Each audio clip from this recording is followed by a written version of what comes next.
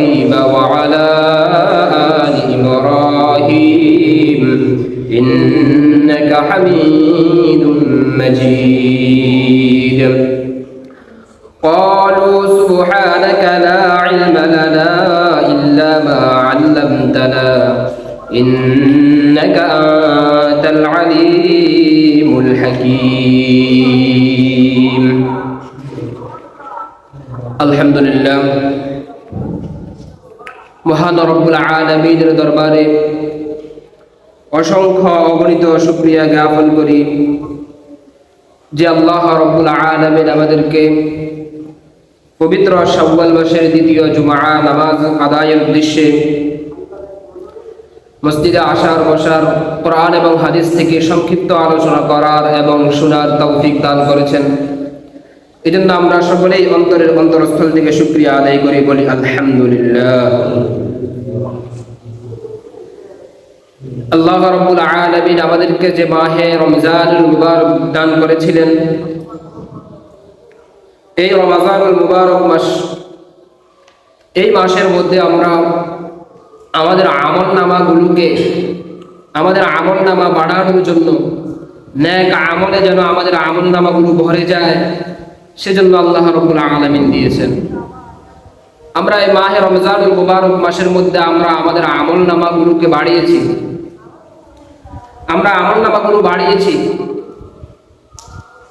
এই যে আমরা রমজানুল মুবারক মাসের মধ্যে আমল করেছি, এগুলো কেন করেছি? যদি আমরা এখন সেই সমস্ত আমলনামাগুলোকে নষ্ট করে দিই, তাহলে আমরা যে সমস্ত আমলনামাগুলো রমজানুল মুবারক মাসের মধ্যে করেছি সবগুলো বৃথা যাবে। আমরা রমজানুল মুবারক মাসের মধ্যে আমরা ইবাদত করেছি, আমলনামা বাড়িয়েছি ইবাদতের মাধ্যমে। এই ইবাদতকে আমরা যদি রমজানুল মুবারক মাসের মধ্যে যদি জারি না রাখতে পারি, তাহলে আমরা যেগুলো করেছি সেগুলোর কোনো দামই থাকলো না। আল্লাহর হাবিব জনাব মুহাম্মদুর রাসূলুল্লাহ সাল্লাল্লাহু আলাইহি ওয়াসাল্লাম হাদিস শরীফের মধ্যে বলেছেন যে আমার উম্মত, যে উম্মত রমজানুল মুবারক মাসের 30টি রোজা, রমজানুল মুবারক মাসের রোজাগুলোকে পরিপূর্ণভাবে আদায় করলো, আল্লাহ রাব্বুল আলামিন তার প্রত্যেকটি রোজার বিনিময়ে 10টা করে রোজার সমপরিমাণ সওয়াব বান্দার আমলনামার মধ্যে দিয়ে দিবেন। আল্লাহর হাবিব হাদিস শরীফের মধ্যে বলেছেন, যে ব্যক্তি রমজান পরবর্তী শাওয়াল মাসের মধ্যে 6টি রোজা রাখতে পারবে, 6টি রোজা রাখবে, আল্লাহ রাব্বুল আলামিন তাকে পুরো বছর রোজা রাখার সমপরিমাণ সওয়াব আমলনামার মধ্যে দিয়ে দিবেন। শাওয়াল মাসের 6 দিন 6 রোজা যদি আমরা রাখতে পারি, তাহলে আল্লাহ রাব্বুল আলামিন সারা বছর রোজা রাখার সমপরিমাণ সওয়াব আমাদের আমলনামার মধ্যে দিয়ে দিবেন। সেটা কিভাবে? রমজানুল মুবারক মাসের এক একটা রোজার বিনিময়ে আল্লাহ রাব্বুল আলামিন 10 দিন রোজা রাখার সমপরিমাণ সওয়াব দান করবেন। তাহলে রমজানুল মুবারক মাসের মধ্যে রোজা হচ্ছে 30টি রোজার পরিবর্তে আল্লাহ রাব্বুল আলামিন 300 দিন রোজা রাখার সমপরিমাণ সওয়াব দিয়ে দিবেন। আর যে ব্যক্তি শাওয়াল মাসের 6টি রোজা আদায় করবে, 6টি রোজা রাখবে, আল্লাহ রাব্বুল আলামিন এর বিনিময়ে একটা রোজার পরিবর্তে 10 দিন রোজা রাখার সমপরিমাণ সওয়াব দিয়ে দিবেন। তাহলে রমজানুল মুবারক মাসের 30 দিনের রোজা রাখার কারণে আল্লাহ রাব্বুল আলামিন আমাদেরকে 300 দিন রোজা রাখার সমপরিমাণ সওয়াব দিয়ে দিবেন। আর শাওয়াল মাসের 6 দিন রোজা রাখার বিনিময়ে আল্লাহ রাব্বুল আলামিন আমাদেরকে 60 দিন রোজা রাখার সমপরিমাণ সওয়াব দিয়ে দিবেন। তাহলে 300 আর 60 মিলে হয় 360 দিন। বছরের মধ্যে 360 দিন আমরা রোজা রাখার সমপরিমাণ সওয়াব আমরা পেয়ে যাব যদি শাওয়াল মাসের 6টি রোজা আমরা রাখি। এখন আসুন আমরা এই রোজাগুলো কিভাবে রাখবো। আল্লাহর রাসূল বলেছেন, এই শাওয়াল মাসের পুরো শাওয়াল মাসের মধ্যে তোমরা যেভাবেই সম্ভব ধারাবাহিক হোক কিংবা গ্যাপ দিয়ে হোক, একদিন রাখলা আবার 2 দিন রাখলা না, বা একদিন রাখলা না আবার পরবর্তী দিন রাখলা, যেভাবে হোক গ্যাপ দিয়ে হোক লাগাতার হোক, যেভাবেই হোক 6টি রোজা যদি তোমরা পুরো মাসের মধ্যে, এই শাওয়াল মাস পুরো মাসের মধ্যে যদি তোমরা আদায় করতে পারো, তাহলে তোমরা সেই পরিমাণ সওয়াব পেয়ে যাবে। আরেকটা লক্ষণীয় বিষয় হচ্ছে মা বোনদের জন্য, যে সমস্ত মা বোনরা রমজানুল মুবারক মাসের মধ্যে তাদের রোজাকে ভাঙতে হয়েছে, তাদের রোজা ভাঙতে হয়েছে, যেই সমস্ত রোজা রমজানুল মুবারক মাসের মধ্যে তারা আদায় করতে পারে নাই, তারা যদি শাওয়াল মাসের মধ্যে তাদের ভাঙতি রোজাগুলোকে আদায় করতে চায়, তারা যদি এই শাওয়াল মাসের 6 রোজার সাথে যদি তাদের ভাঙতি রোজাগুলোর নিয়ত করে, তাহলে সেগুলো আদায় হবে না। ভাঙতি রোজাগুলো তারা আলাদা রাখবে আর শাওয়াল মাসের 6 রোজা আলাদা রাখবে। ভাঙতি রোজাগুলো তারা সারা বছর আদায় করতে পারবে, আর শাওয়াল মাসের এই 6টি রোজা শুধু শাওয়াল মাসের মধ্যেই সীমাবদ্ধ। আল্লাহ রাব্বুল আলামিন আমাদেরকে আমল করার কি সুবর্ণ সুযোগ দিয়ে দিয়েছেন। আমরা যদি শাওয়াল মাসের 6টি রোজা রাখি, তাহলে সারা বছর রোজা রাখার সমপরিমাণ সওয়াব আমাদের আমলনামার মধ্যে আল্লাহ রাব্বুল আলামিন দিয়ে দিবেন। নবীজি সাল্লাল্লাহু আলাইহি ওয়াসাল্লামের কাছে একজন মহিলা এসেছিলেন। আল্লাহর নবীর কাছে একজন মহিলা এসে বলতেছেন, ইয়া রাসূলুল্লাহ সাল্লাল্লাহু আলাইহি ওয়াসাল্লাম, আমি বিবাহ করতে চাই। আল্লাহর নবীর কাছে এসে বিবাহের জন্য প্রস্তাব দিলেন, বললেন আমি বিবাহ করতে চাই, আমার এমন একজন পাত্র দরকার যার কাছে 2টা গুণ পাওয়া যাবে, আমি ওই স্বামীকে গ্রহণ করব। রাসূলুল্লাহ সাল্লাল্লাহু আলাইহি ওয়াসাল্লামকে ওই মহিলা বললেন, যার কাছে 2টি গুণ পাওয়া যাবে আমি তাকে আমার স্বামী হিসাবে মেনে নেব, তাকে গ্রহণ করব। নবীজি সাল্লাল্লাহু আলাইহি ওয়াসাল্লাম বললেন, কি গুণ? ওই মহিলা বলল, ইয়া রাসূলুল্লাহ, যে ব্যক্তি সারা বছর রোজা রাখে এবং সারা রাত নামাজের মধ্যে লিপ্ত থাকে, এমন যদি কোনো পাত্র থাকে, তাহলে আমি ওই পাত্রকে বিবাহ করতে চাই। আল্লাহ রাসূল সাল্লাল্লাহু আলাইহি ওয়াসাল্লাম সাহাবীদেরকে নিয়ে বসা ছিলেন। সাহাবারাও এই মহিলার এই প্রস্তাবটা শুনেছিল। আল্লাহর নবী সাহাবীদেরকে জিজ্ঞেস করলেন, হে সাহাবারা, তোমাদের মধ্যে এমন কোন ব্যক্তি আছো কি যে সারা বছর রোজা রাখে আর সারা রাত নামাজের মধ্যে লিপ্ত থাকে? এমন যদি কোনো ব্যক্তি থাকো আর এই মহিলার প্রস্তাব যদি গ্রহণ করতে পারো, তাহলে তুমি দাঁড়াও। আল্লাহর নবী সাল্লাল্লাহু আলাইহি ওয়াসাল্লামের কথা শুনে সাহাবায়ে কেরাম সকলেই বসা রয়েছেন। বড় বড় সাহাবা, বড় বড় আমলের অধিকারী সাহাবাগণ আল্লাহর নবীর সামনে উপস্থিত বসা ছিলেন। কেউ সাহস করে দাঁড়াতে পারছে না, কারণ তারা চিন্তা করছে যে এই মহিলা আল্লাহর নবীর কাছে যে প্রস্তাব দিয়েছেন 2টা গুণ লাগবে, এরকম গুণ আমাদের মধ্যে আছে কিনা। যে মহিলা বলেছে সারা বছর যে ব্যক্তি রোজা রাখে আর সারা রাত যে ব্যক্তি নফল নামাজ আদায় করে, নামাজের মধ্যে লিপ্ত থাকে, নামাজের মধ্যে মশগুল থাকে, এমন ব্যক্তিকে সেই স্বামী হিসেবে পেতে চায়। সাহাবায়ে কেরাম কেউ সাহস করে উঠতে পারতেছে না। পিছন থেকে একজন জীর্ণ শীর্ণ দুর্বল সাহাবী দাঁড়ালেন। দাঁড়িয়ে আল্লাহর নবীকে বললেন, ইয়া রাসূলুল্লাহ সাল্লাল্লাহু আলাইহি ওয়াসাল্লাম, আমি এই প্রস্তাবকে গ্রহণ করলাম, আমি এই প্রস্তাবে রাজি।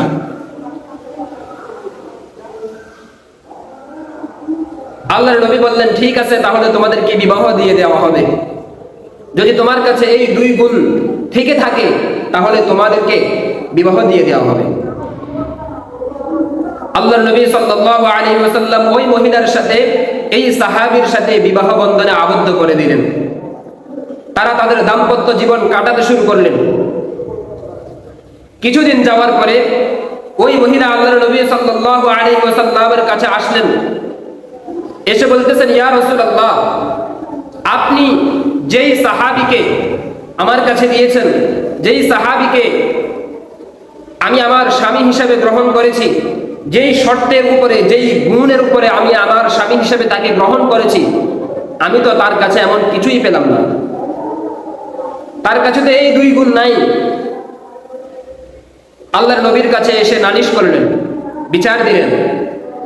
নবীজি সাল্লাল্লাহু আলাইহি ওয়াসাল্লাম ওই সাহাবীকে ডাকলেন।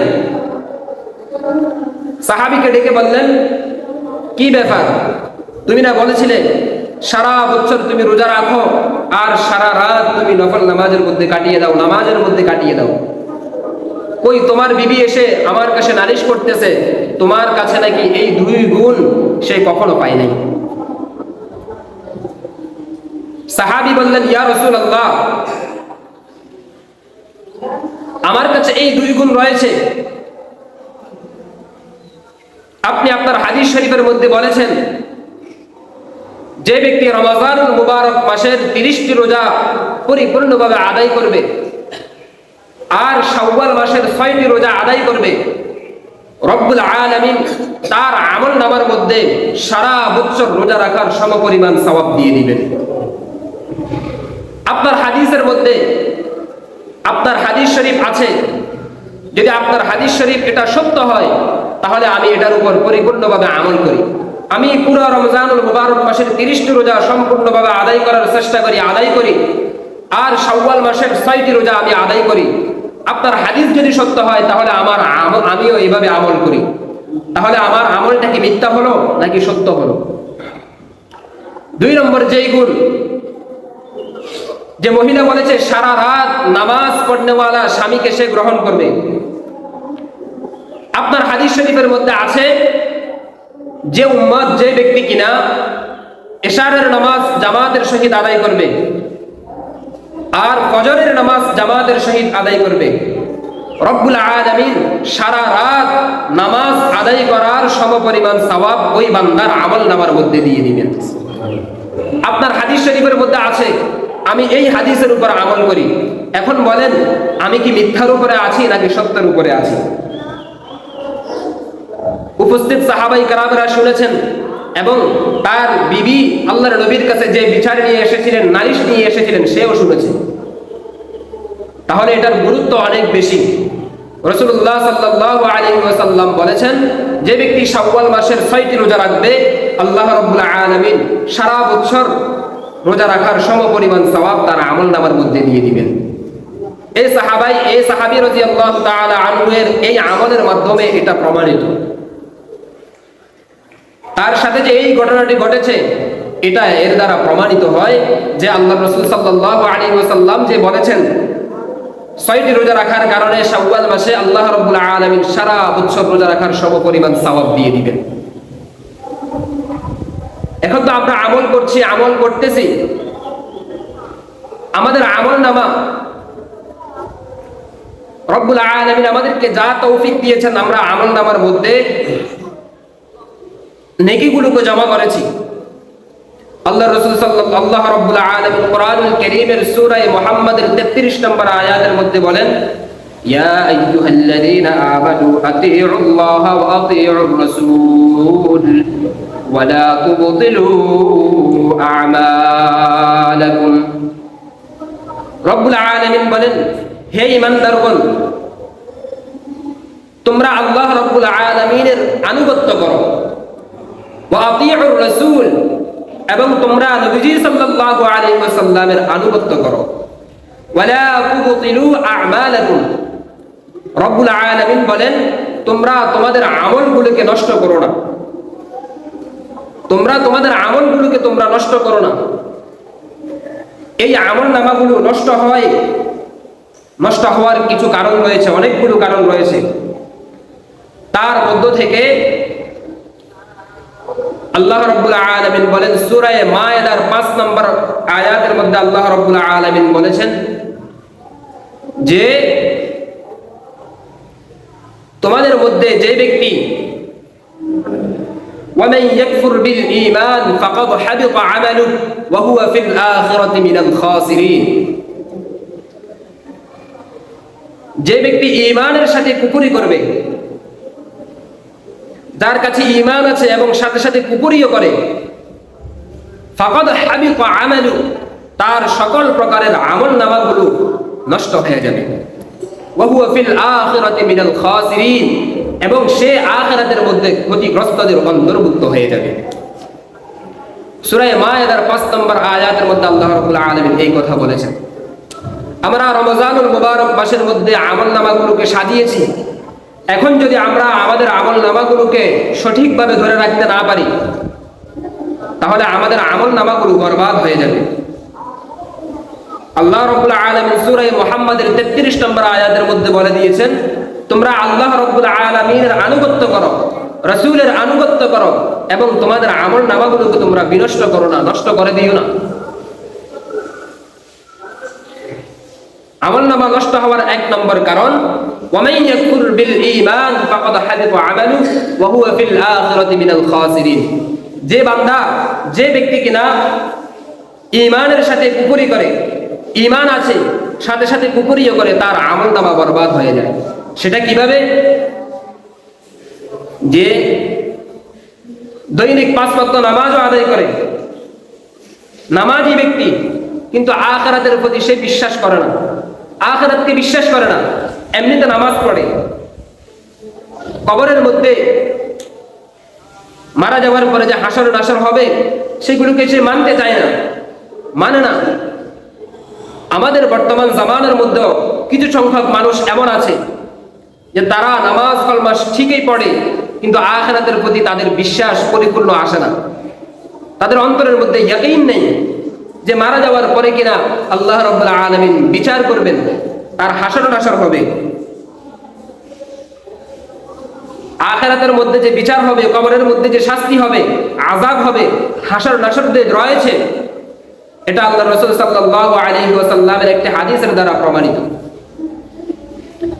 রাসূলুল্লাহ সাল্লাল্লাহু আলাইহি ওয়াসাল্লাম বলেন, ইন্নামা লা ইউআযাবান। নবীজি সাল্লাল্লাহু আলাইহি ওয়াসাল্লাম 2টি কবরের পাশ দিয়ে হেঁটে গিয়েছিলেন, হেঁটে যাচ্ছেন। এমন সময় আল্লাহর নবী বললেন, ইন্নাহুমা লা ইউআযাবান, যে এই 2 কবরের মধ্যে শাস্তি হচ্ছে, আযাব হচ্ছে। আল্লাহর নবী তারপর বললেন, মা ইউআযাবানি ফি কাবীর, এই 2 কবরের মধ্যে যে আযাব হচ্ছে, বড় ধরনের কোন অপরাধের কারণে তাদের কবরের মধ্যে আযাব হচ্ছে না, বড় ধরনের কোন অপরাধের কারণে তাদের কবরের মধ্যে আযাব হচ্ছে না।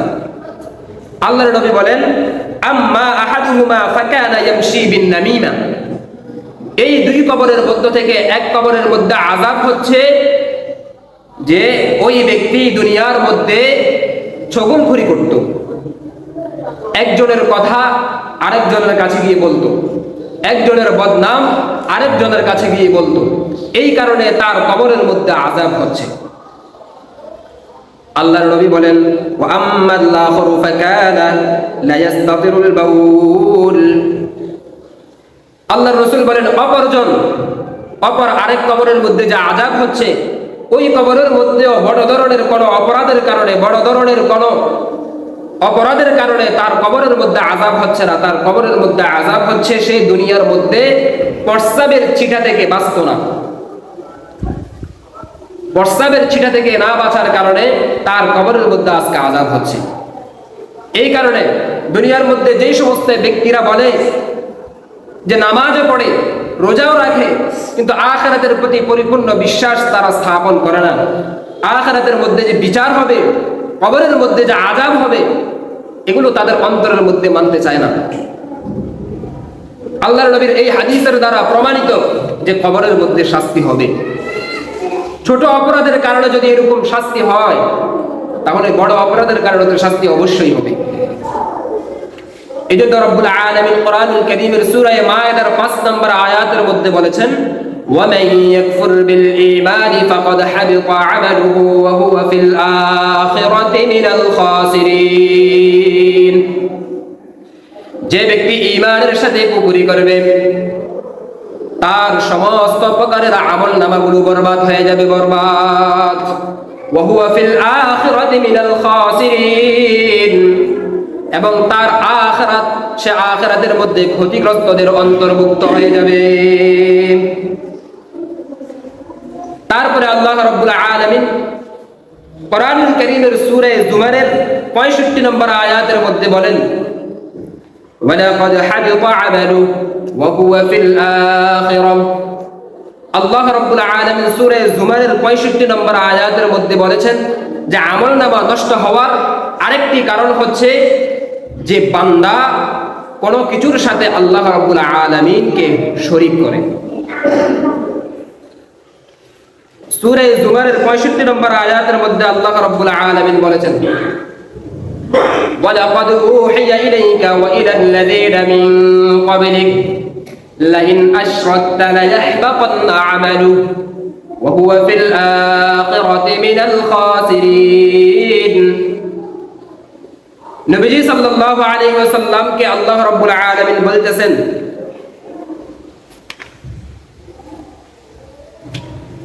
যে আপনার উপর যে ওহী প্রেরণ করা হয়, যে ওহী প্রেরণ করা হয়েছে, আপনার পূর্ববর্তী নবীদের উপরেও এরকম ওহী প্রেরণ করা হয়েছে। ওয়ালাকাদ উহিয়া ইলাইকা ওয়া ইলাল্লাযীনা মিন ক্বাবলিক লাইন আশরাকতা লায়াহবাতান্না আমালুক ওয়া লাতাকুনান্না মিনাল খাসিরিন। আপনার উপর যেরকম ভাবে ওহী অবতীর্ণ হয়েছে, আপনার পূর্ববর্তী নবীদের উপরে এরকম ওহী অবতীর্ণ হয়েছে। লাইন আশরাকতা লায়াহবাতান্না আমালুক, আপনি যদি কোনো কিছুর উপর আল্লাহ রাব্বুল আলামিনকে অংশীদার সাব্যস্ত করেন, আল্লাহ রাব্বুল আলামিনের সাথে শরীক করেন, তাহলে আপনার সকল প্রকারের আমলনামাগুলো বরবাদ হয়ে যাবে। নবীজি সাল্লাল্লাহু আলাইহি ওয়াসাল্লামকে আল্লাহ রাব্বুল আলামিন বলতেছেন, স্বয়ং নবীকে বলতেছেন এই কথা।